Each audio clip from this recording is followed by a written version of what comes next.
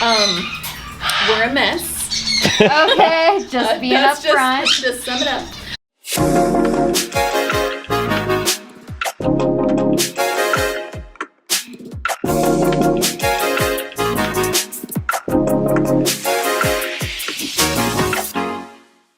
Norm is a blue-fronted Amazon who's around 20 years old, whom Amber has had for about 12 years. Now, their problem is that they don't trust each other. He has literally flown to attack her, finds her out in the house, and goes after her. And although they have done some target training, it has been severely regressed lately, so apparently it's not working anymore. And also, the latest issue with Norm is that he does not want to leave his cage. So now he has a fear of leaving his cage. So as you can see, I'm trying to convince him. Did you notice how his body language changed there? He was nervous because he's surrounded to like, oh, there's food, I'll come out. Most birds, when you just open their cage or their carrier, especially a travel cage like this one, they're usually anxiously awaiting trying to come out, but not Norm. If anything, he comes out, but then he stays on top of his safety place, which is basically his cage. So I go ahead and close the front, making it so that he at least can't go back in.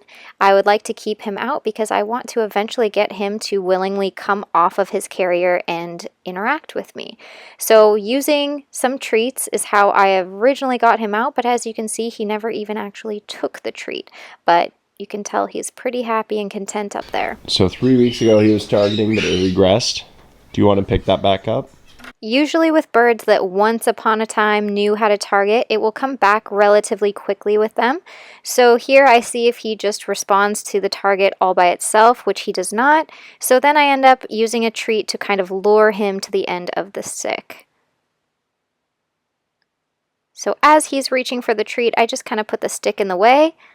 He touches the stick just because it's in the way of the treat, and he earns the treat. This is just kind of a way to remind him that the stick does play a role in receiving the treat. This next repetition happens actually a little bit easier. Instead of having to lure the entire time, I only have to do it a little bit. So I start off by waiting for him to finish his previous treat, then holding up the target, seeing if he'll go for just the target in view, which he does not. So then I simply hold up the treat as a reminder of what he's actually working for. That seems to entice him enough to come over to the stick. I put the treat out of view for a second, wait for him to touch the target, and then he earns the reward. Then as you can see on this third repetition, there's no sign of the treat, it's not in view, it's only the target being presented, and he successfully touches it. So she's doing this. One of the things to take away is if you're struggling with training on a T-stand, switch to a countertop. If you're struggling with a countertop, switch to a travel cage top. If you're struggling with a cage top, go to T-stand. But it doesn't have to be, just because you see us use a T-stand a lot, it doesn't necessarily mean that that's going to be best for your bird. So one thing you're seeing here is you can target to one spot, but if you want the bird to go a little further, you can give the treat slightly further. Yes, that limit. Like, how far do I actually have to go?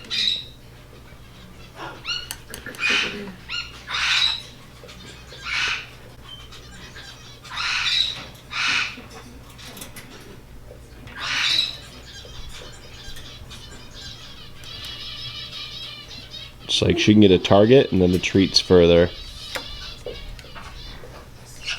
Good job, buddy. Hurry.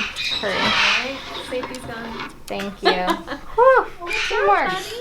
So now that we've got Norm's travel cage out of the equation, I want to make sure that I go ahead and build his confidence, make sure that the target training looks really clean and clear on this countertop, which he's never trained on before.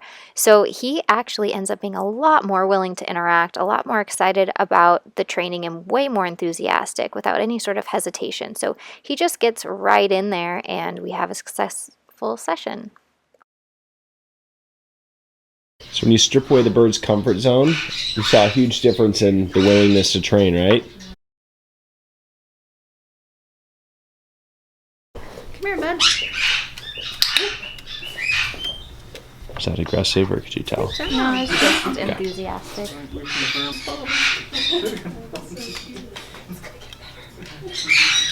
Good job, buddy. Like, holy hell, where'd you come from? Yeah.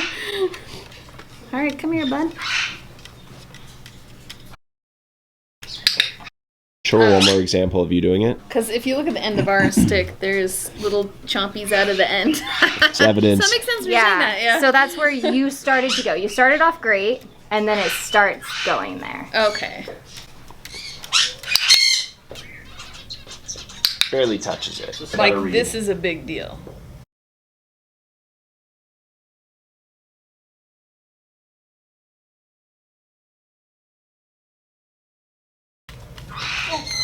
Good job. Nice. See how Jamie clicked in anticipation he was going to touch it? Mm-hmm. Versus he bit, could chomp harder than click. Right. And so what she's doing is she's capturing it before it's an aggressive bite. She's capturing it where it's just the beginning of a touch. And every interaction is a training session. We're going to work with them. We want it to be gentle touches.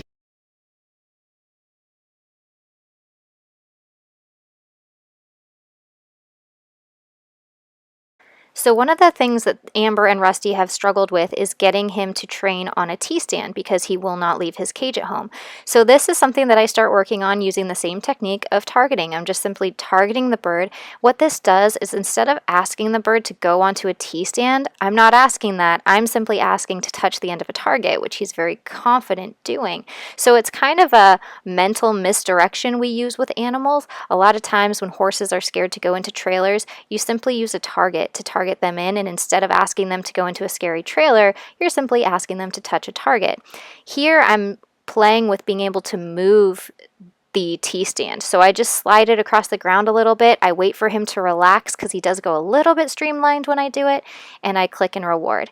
Now, it's very important when you're targeting a bird to a scary or unfamiliar place that you target them off. And here you can see Norm lets himself onto the T-stand when I don't even ask. So on his downtime when I'm taking a break, he's letting himself onto that T-stand, understanding that that's what got him a treat before and understanding that there's nothing scary or bad about it. So I actually add another T-stand, which you see him go onto here, to just continue to expand that comfort zone.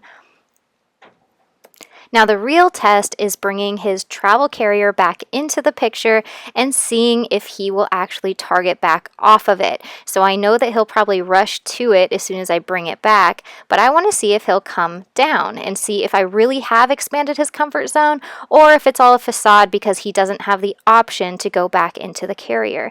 So here I go ahead, I grab his travel carrier for him, I give him the option to go back to it, and we'll see what happens.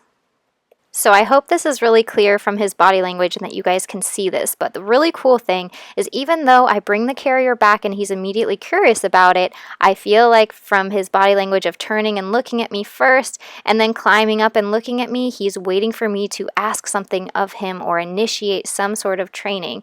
He's wondering, hey, do you still want to interact with me? To me, the difference is huge because as soon as I present the target stick away from his cage, which he could happily go into, he comes right off with no hesitation and wants to continue the session.